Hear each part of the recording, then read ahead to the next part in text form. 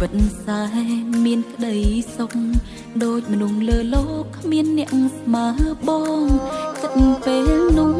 ល្អយ៉ាងណាគ្រប់យ៉ាងជីវ៉ាឲ្យអូន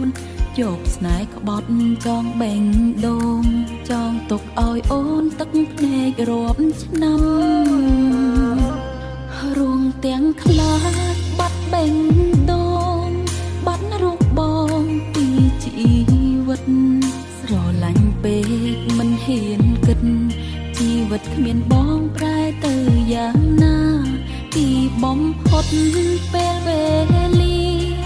បានមកនាំពីសន្យា